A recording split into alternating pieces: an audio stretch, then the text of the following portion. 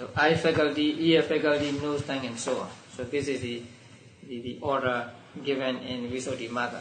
It is a little different. The order is a little different from that given in the manual of Abhidhamma. And then the commentator explains the words in Pali, Chakku, Sota, and so on. But they are referred back to the basis. But the last three, so please look at the last three on the sheet. The fourth column, I shall something, and final knowledge, faculty, final knower faculty, and so on. So we have understanding faculty, I shall, etc. faculty, final knowledge faculty, and final knower faculty. Now, the last three are also understanding, or panya. So understanding is also panya, and the last three are also panya. And the first one, I shall, etc., is panya at the moment of first magga. And final knowledge faculty means panya at the moment of first fruit, and then second path fruit, third path fruit, and fourth path. And final knower faculty is the last or the fourth fruit consciousness, arising with the fourth fruit consciousness. So the first one is first magga, first path. The middle one is the six in between, right? And the last one is the fourth fruit. So they are given a different name here. Each, I shall, etc., faculty, final knowledge faculty, and final knower faculty. So they are explained in paragraph 3. And then the word indriya,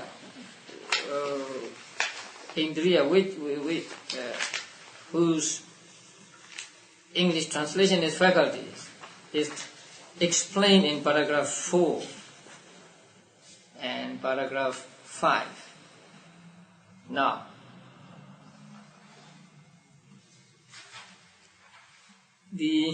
when explaining the word indriya, the Pali word indriya, the commentator just followed the aphorism given in the Sanskrit grammar by Panini. You can find the aphorism at the bottom of the page, 560. There you see, compare Panini 5293, Indriyam, Indralingam, Indradrishtam, Indrasrishtam, Indrajustam, Indradhatamitiwa. So this is the aphorism found in the Sanskrit grammar of Panini. And when explaining the word Indriya here, the commentator or Buddhaghosa followed this aphorism. Only the last one is not taken, Indradhatam. And in the word Indriya, there is the word Indra or Indra, right? So it is explained here that the word Indra or Indra means good or bad karma, kusala or akusala karma. Or it means the Buddha. So if you understand this, then you will understand all. So the word in the word Indriya, we have the word Indra, Inda or Indra, and Indra is explained here to mean two things, right? One is what? Kusala or akusala karma, and the other is the Buddha. And then there is the ya, right, or iya in the word Indriya. So the word the suffix iya is explained to mean many things. That is what here, the mark prepared by, and then taught by, seen by, fostered by. Now, when it is the mark, when we take the ear to mean mark, then the word Indra means karma. The mark of karma is called faculty here, because by looking at the one's eye, we can say he had good karma in the past, or he had bad karma in the past, because good karma creates good eye sensitivity, and bad karma creates bad eye sensitivity.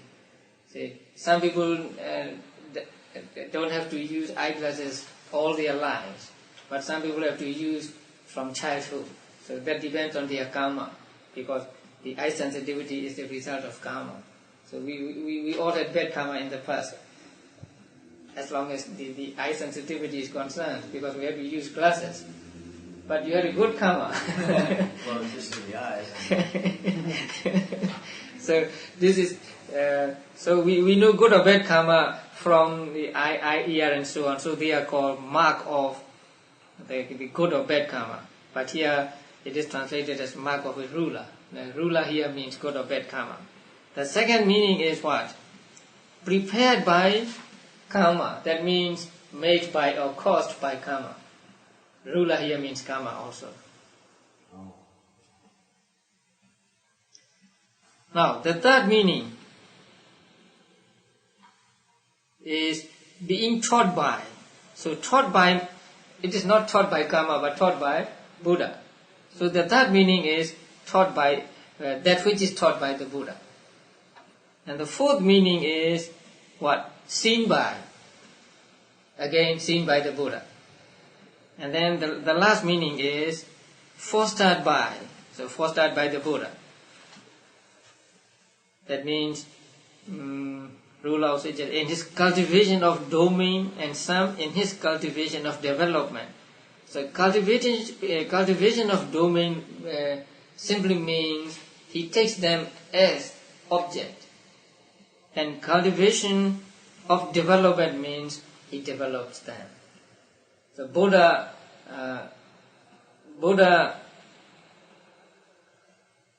cultivated these faculties were cultivated by the Buddha, and that is why they are called, say, cultivated by the Buddha. I mean, Indriya. So, how did Buddha cultivate them? Buddha cultivated them in two ways. One is taking them as object. That means when Buddha take Nibbana as object and entered into attainment, then it means he is fostering Nibbana by way of taking it as object. And at other times he may be practicing, or he may be in some other attainment, and so in that case he is cultivating. He is in the cultivation of development. So Buddha reacts or acts towards Dhamma in two ways: taking as object and also making them happen in his mind. So fostered by a ruler, that means fostered by the Buddha. So there are altogether how many meanings? Actually, 5 meanings. The first meaning is what? Mark of karma. The second meaning is prepared by karma. The third meaning is taught by the Buddha. The fourth meaning is seen by the Buddha.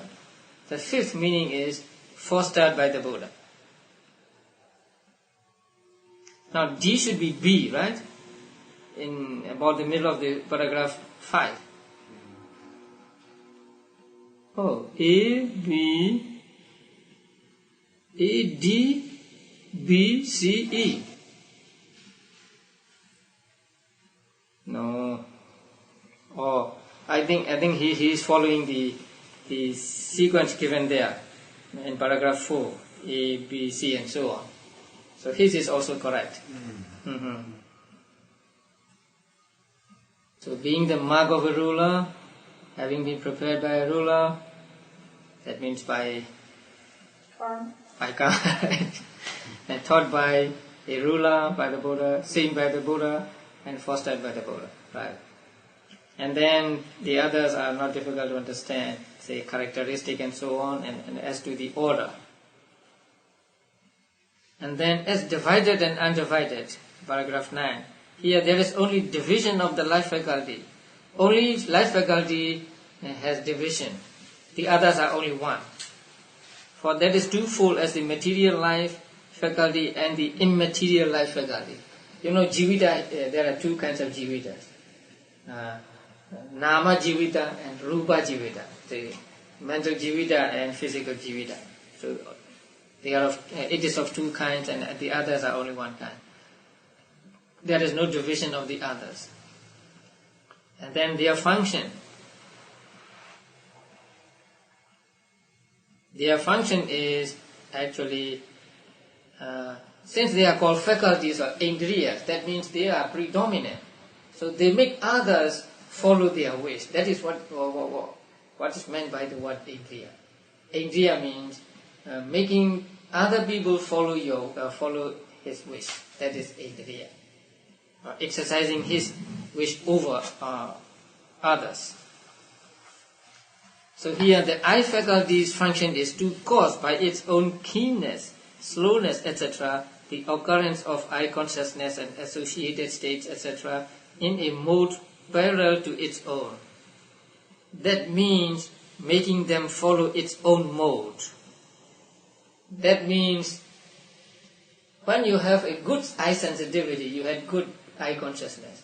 When you have bad eye sensitivity, you had bad eye consciousness. So the keenness, or I don't think slowness is good here. It should be dullness. So keenness and dullness, etc.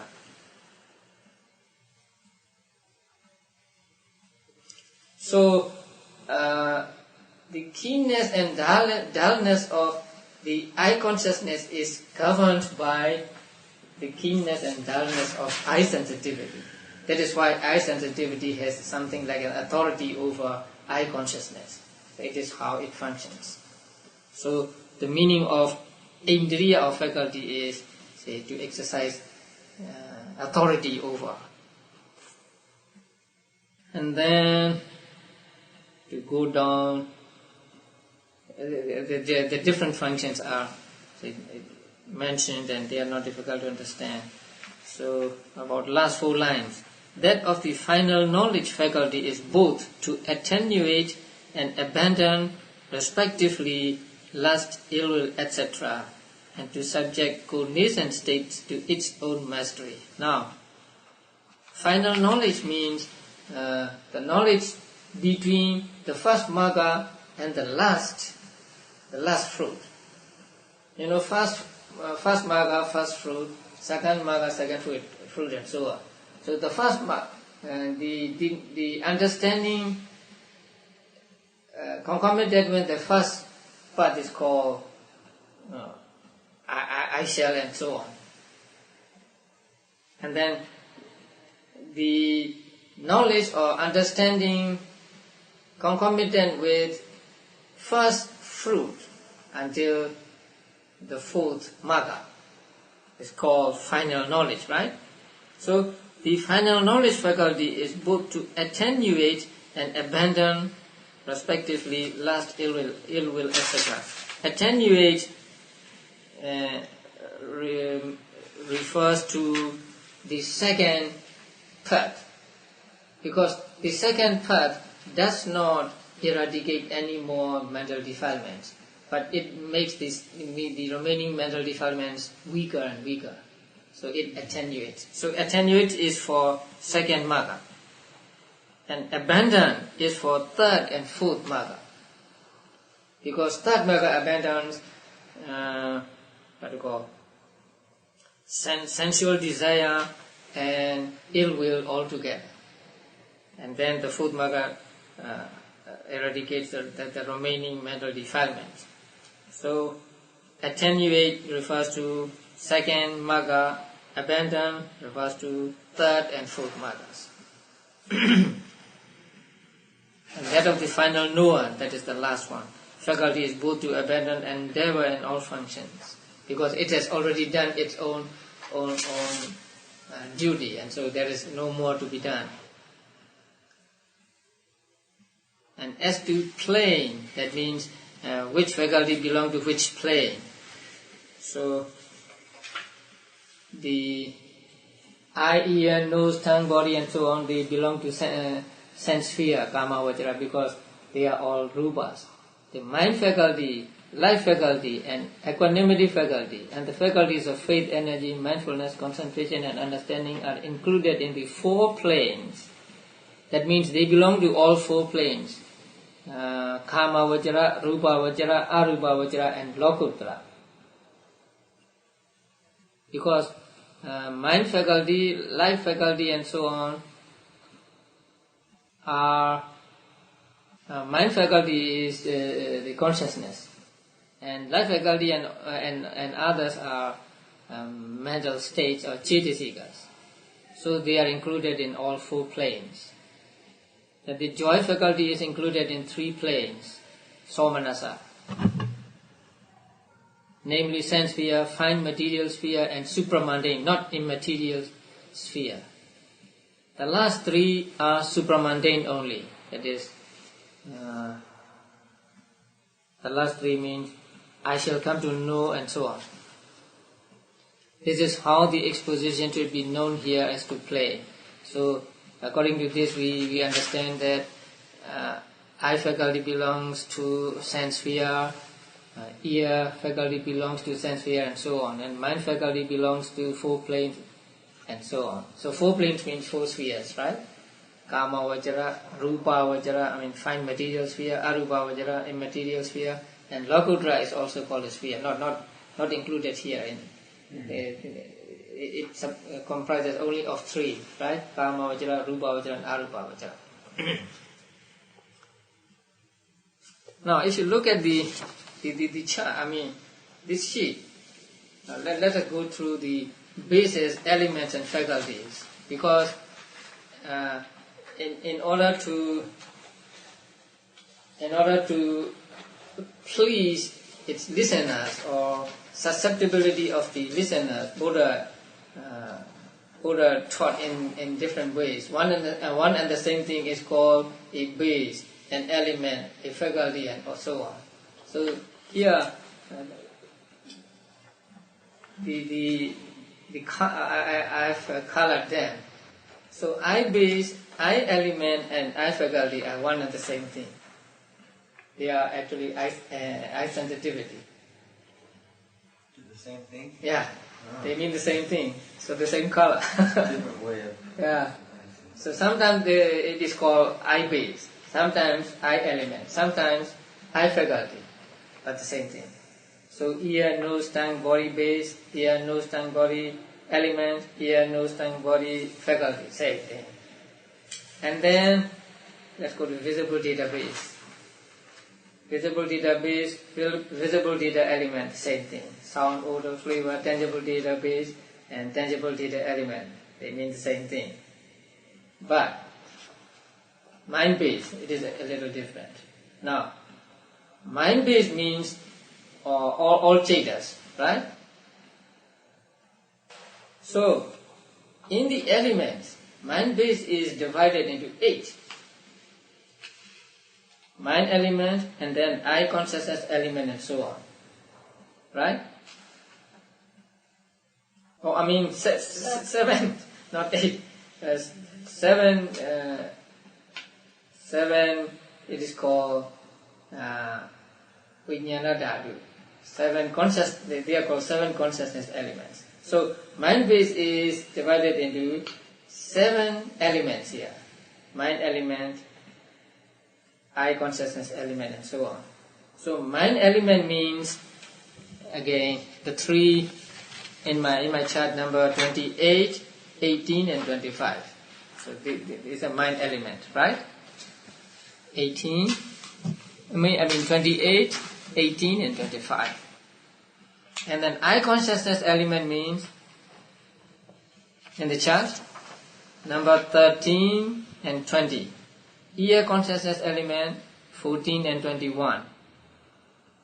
nose 15 and 22, tongue 16 and 23, body consciousness element 17 and 24. All the others are mind consciousness element. And among the faculties, mind faculty and mind base are the same. So mind base means all consciousness, and mind faculty also means all consciousness. Now we come to Dhamma, mental database. I want to call it Dhamma base. So Dhamma base and Dhamma element are the same. But in faculties, they are mentioned in different ways. So femininity faculty, masculinity faculty, life faculty, and pleasure means sukha, pain means dukkha, joy means somanasa, grief means domanasa, mental, equanimity means upekha. So the first, pleasure and pain are bodily pleasure and bodily pain, joy, grief, and equanimity are mental. And then faith faculty, that means just faith, energy, mindfulness, concentration, and understanding. And then there are the other three kinds of understanding also. So they all belong to what? Dhamma element or Dhamma base. No color. You may color a red or any other color, or you can just leave them as they are. So they femininity belongs to what element? Dhamma element. What base? Dhamma base, and so on. So this way you have a clear vision of bases, elements, and faculties. So when you read the Visuddhimagga again, and please have it ready and refer to it. Okay.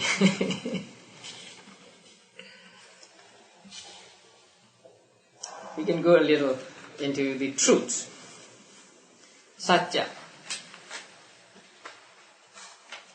So the Pali word satya is translated as truth here. And then meaning will come later. So here, as to class, the meanings of the truths of suffering, etc., analyzed as four in each case that are real, not unreal, not otherwise, and must be penetrated by those penetrating suffering, etc., according as it is said. So there are said to be four meanings each of the truth. So suffering's meaning is oppressing,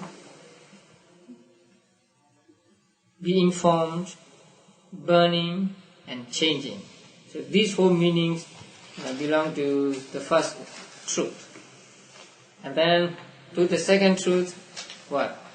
Accumulating, source, bondage, and impending. And then the third truth's meaning, escape, seclusion, being unformed, and deathlessness. And the fourth truth's meaning is outlet, cause, seeing, and predominant. So these are the path meanings of the four meanings of the path. Likewise, suffering's meaning of oppression, oppressing, meaning of being formed, meaning of burning, meaning of change are its meaning of penetration to, and so on. So suffering, etc., should be understood according to the four meanings analyzed in each case. So they are the meanings of the first four are the meanings of dukkha. When you look at dukkha, when you concentrate on dukkha, you see that it is oppressing, and it is being formed, it is burning, or it burns us, and it is also changing, and so on. And then as to derivation, and division by character, etc. So the derivation of the word dukkha, samudaya, nirodha, and nirodha gamini patipada are given in paragraphs 16, 17, 18, and 19. And they may be fanciful, but if you take delight in finding about the words, I think it will be interesting. So dukkha is said to be coming from du and ka, right? In the 16th. And du is bad and ka is what do you call?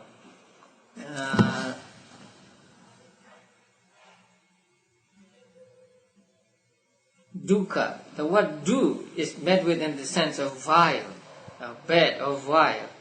And then ka means empty. So something which is bad or something which is vile and empty is called dukkha. And the first truth is vile because it is the haunt of many dangers. And it is empty because it is devoid of the lastingness, beauty, pleasure and self, conceived by rash people. So it is called dukkha, badness, suffering, pain, because of vileness and emptiness. Now, if we do not go further and apply it to sukha, it is all right. But if we try to explain sukha in this way, we run into difficulties. Because the word sukha, happiness, right? Sukha says, let us say su means good. But ka, if ka is to mean devoid of lastingness, devoid of beauty, devoid of pleasure, devoid of self, then what about nibbana? Nibbana is called the higher sukha. Nibbana lasts forever. Nibbana could be said to be beauty, and nibbana is pleasure. Only nibbana is not self. So, if we apply similarly the explanation given here to sukha, then we run into trouble. So it is just an explanation of the word. And samudaya has three parts: sam, ut, aya. So sam has the meaning of concourse or coming together. And ut or u means rising up, coming up. So to up. And then aya denotes a reason. So it's a coming together, rising up, reason. That is the meaning of the word samudaya, the second noble truth, origin of suffering. And this second truth is the reason for the arising of suffering when combined with remaining conditions. So reason for the arising when combined with remaining conditions. When it comes together with other conditions. That means it is not the only condition of dukkha, but it is a prominent condition of dukkha, because there are other conditions too, like ignorance. So without ignorance there can be no craving. So craving is said to be here the origin of dukkha, but it does not mean that craving is the only origin of dukkha, but it is a prominent one. That is why it is called the origin of dukkha. But the others, like ignorance, is also the origin of dukkha. So when it comes into combination with other conditions, it produces dukkha. So it is the reason or cause for the arising of suffering when combined with the remaining conditions. And then the next one is nirodha, the third noble truth, nibbana. But here nirodha is divided into ni and rodha. And ni means no, absence, and rodha means a prison. Rodha really means restriction. So when you are in prison, you are restricted. So nibbana is opposite of that, no restriction, freedom. So nibbana is called dukkha nirodha, but it is just translated as cessation of suffering. And then nirodha gamini patipada. So that is the way leading to cessation. The fourth noble truth is called dukkha nirodha gamini patipada. So the way leading to the cessation of suffering. And then the word in the Pali word Ariya Satya is explained in four in 4 ways. Paragraph 20, 21 and 22. Now according to paragraph 21, the Ariya, let us say Ariya Satya, Ariya truth. Ariya truth means truth to be penetrated by Ariya, or Ariya penetratable truth becomes Ariya truth. That is paragraph 20. According to paragraph 21, the first part of paragraph 21,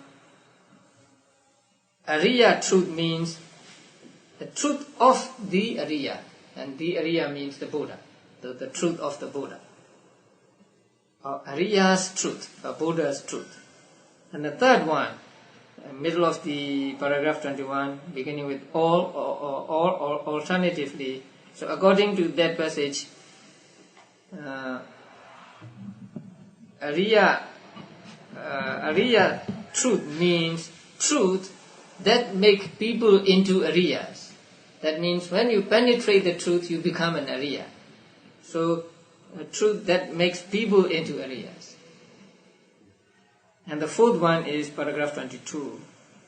That means real truth. Ariya Satya. The Pali word Ariya Satya means real truth. The truth which is real, which is not unreal, and so on. So the word Ariya Satya is explained in 4 ways. It is usually translated as noble truth, right? Yeah. But noble truth means here, according to paragraph 22, noble here means true. The true truth or real truth. And then as to division by character, etc. and so on. And then paragraph 24, as to meaning, tracing out of the meaning. As to meaning, firstly, what is the meaning of truth? Now, the word Satya, truth, is here explained. And in this explanation, the last line of the page, with the eye of understanding is not misleading like an illusion. Misleading really means untrue. It's not untrue like an illusion. The word illusion is the translation of the Pali word Maya, M-A-Y-A, which can mean magic. So magic is untrue. So when you go to magic shows, they show you things that are untrue, but you think they are true. So like magic. Deceptive like a mirror, or undiscoverable like the self of the sectarians, and so on. And then the paragraph 25, there is no pain but is affliction, and not, that is not pain afflicts. The meaning is there is no dukkha which does not afflict, and there is nothing other than dukkha that afflicts. Something like that. And then paragraph 26, tracing out the meaning. Here, the meaning of the word Satya, the meanings of the word Satya are given in this paragraph. So Satya can mean what? The first one.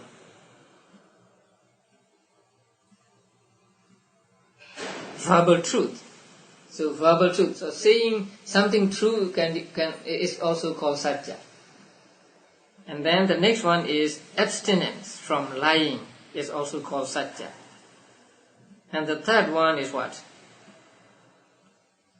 Truth as views. So view is also called truth.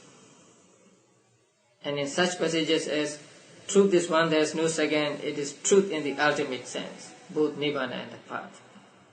And then in such passages as of the 4 truths, how many are profitable, it is noble truth, the four truths. And here too it is proper as noble truth. This is how the exposition should be understood as to tracing out the meaning. So sometimes the commentary has the habit of showing us many meanings of a word, and then at the end it said among these meanings, and this is proper here, or that is proper here.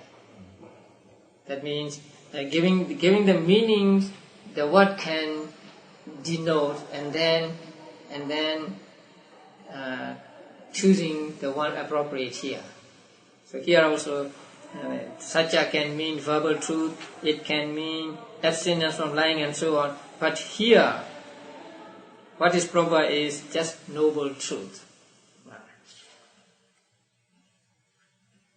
And then as to 27, paragraph 27, as to neither less nor more, that is, no fewer than 4 and no more than 4 noble truths. And the first quotation cannot be traced. But second quotation is from Sanyutta Nikaya. And then as to the order, I think they are not difficult. And then as to expounding birth and so on. Now from here comes the detailed exposition of the 4 noble truths. Now the noble truths are described by the Buddha as, see, the first one is noble truth of suffering, right? So it is expounded as birth is suffering, aging is suffering, death is suffering, sorrow, lamentation, pain, grief and despair are suffering, association with the unloved is suffering, separation from the loved is suffering, and not to get what one wants is suffering. In short, the 5 aggregate as objects of clinging are suffering and so on. So these explanations you find in the first summa, the setting in motion of the wheel of karma also. And then he explains them in detail. So we will not come to the end of this explanation tonight. I think let's stop here.